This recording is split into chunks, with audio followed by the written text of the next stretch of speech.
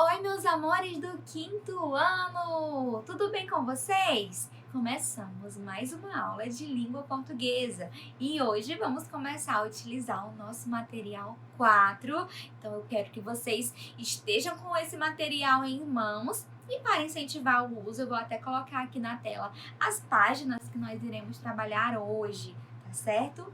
Hoje nós vamos falar sobre o tema Uma Palavra, Vários Significados, que está aí dando abertura aos nossos conteúdos do livro de língua portuguesa. Agora, vamos observar aqui uma história bem legal, né? Um poema que fala justamente sobre o duplo sentido das palavras. Vocês já se depararam com uma situação em que uma palavra possui um duplo sentido? Ou seja, dois significados diferentes. Pode ser até dois ou mais, né? Vamos supor, por exemplo, a palavra pena.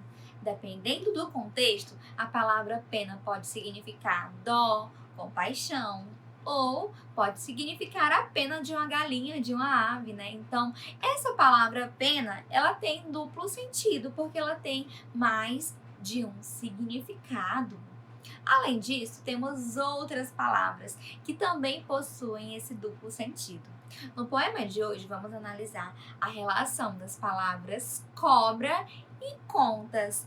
A palavra cobra pode ter o significado de cobrar algo, né?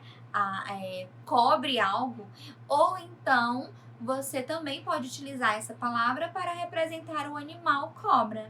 E as palavras contas também têm vários significados. Podem ser aquelas continhas de fazer uma pulseira, por exemplo, ou pode ser as contas que você faz quando você vai fazer um cálculo matemático. Então, essas palavras, elas possuem vários significados, dependendo do contexto. Por isso, nós vamos analisar bem a leitura, para não ficar dúvidas, tá bom? Então, vamos lá! O nosso texto de hoje chama-se O Cobrador. Vejam aí.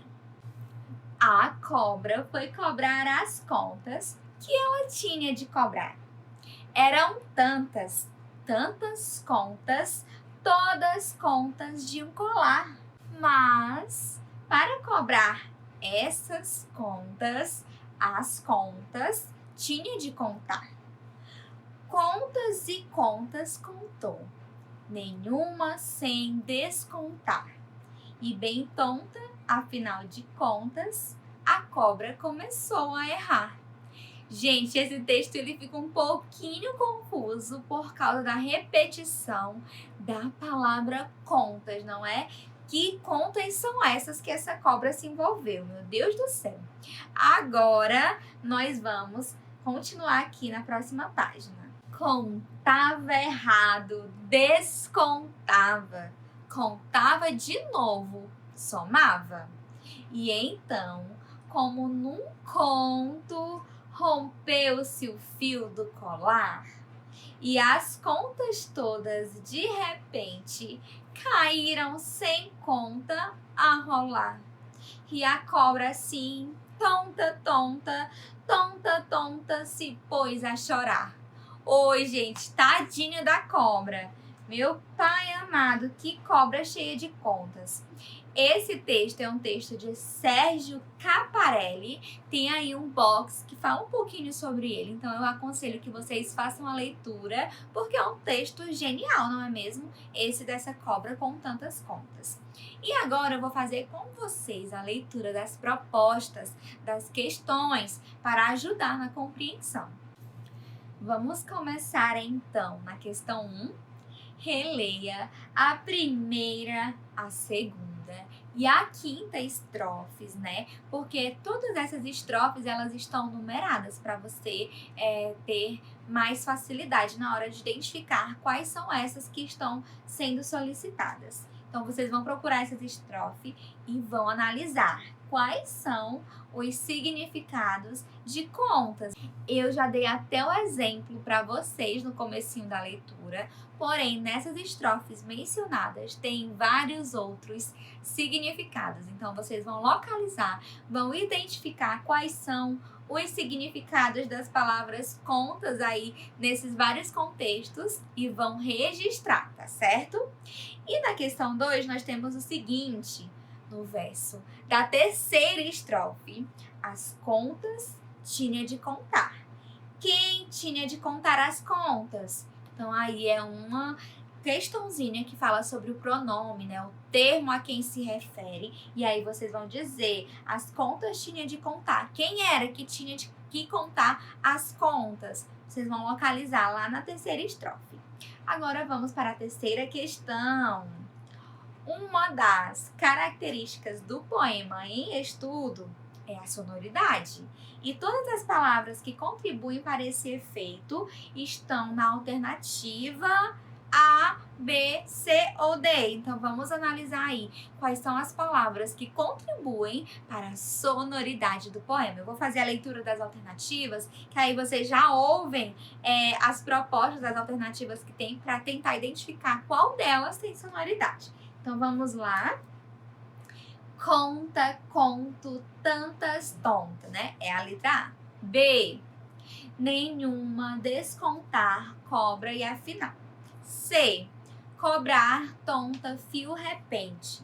E D.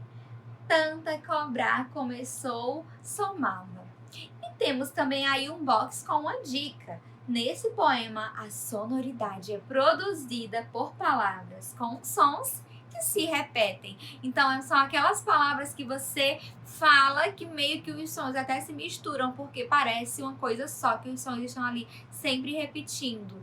Então, isso aí causa sonoridade no poema. E temos agora a questão 4. Vejam aí. O que a palavra cobra significa no poema? Quais os outros sentidos essa palavra pode ter? Então, essa daí é muito fácil. Eu até já dei dicas também no comecinho da leitura do texto. Então, vamos lá pensar um pouquinho qual é o significado da palavra cobra e quais outros significados ela pode ter. Questão 5. Releia a quarta estrofe. O uso da expressão contas e contas indica que, letra A, as contas eram fáceis de contar? Ou B, as contas possuíam vários formatos? Ou C, havia grande quantidade de contas? Ou D, as contas eram de cores diferentes. Então, o que essa expressão contas e contas significa, né? Então, vocês vão marcar a alternativa correta. Vamos agora para a questão 6. O que significa a expressão afinal de contas na quinta estrofe? Então, é uma ótima pergunta essa daí, né? Qual é o significado da expressão afinal de contas, que nós utilizamos tanto no nosso dia a dia? Sétima questão. Na sétima estrofe, lemos que o fio do colar arrebenta. Letra A. Que expressão indica que esse fato faz parte de uma sequência de outros, né? Então, por que eu sei que isso aconteceu depois de outros fatos acontecerem? Vamos lá observar bem para vocês compreenderem, viu? Letra B. Que expressão teria o mesmo sentido nesse contexto? Então, vamos imaginar aí que a gente está contando uma história e algo acontece, né? Algo diferente acontece. Então, a gente usa um termo que pode também substituir o termo que já tem no poema lá na quinta estrofe. Aliás, na sétima estrofe, desculpa. Na sétima estrofe. Então, vocês observem para descobrir qual é o termo e qual outro termo pode substituí-lo. E, por fim, temos a questão 8. No verso, caíram sem conta rolar. Na oitava estrofe, a expressão destacada tem o mesmo sentido que na frase. A expressão destacada nesse trechinho aqui é o termo sem conta, né? Então, letra A. Preciso pagar a conta do telefone. Essa palavra conta tem o mesmo sentido que essa alternativa? Ou B. O colar está sem conta porque o fio arrebentou. Ou C, o problema de matemática foi resolvido sem conta alguma. Ou D, a guerra leva pessoas sem conta a fugir de seu país. Então, vocês vão analisar e dizer qual alternativa se relaciona mais com o significado da palavra conta no termo destacado.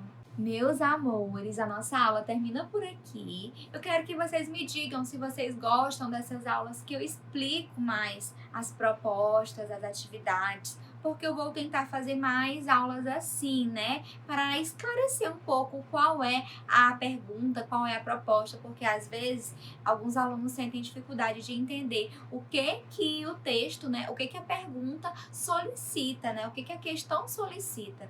Então, eu vou fazer, sempre que possível, algumas leituras e ajudando vocês a compreenderem melhor as propostas, tá certo? Nossa aula termina por aqui. Muitos beijinhos para vocês e até a próxima. Tchau, tchau!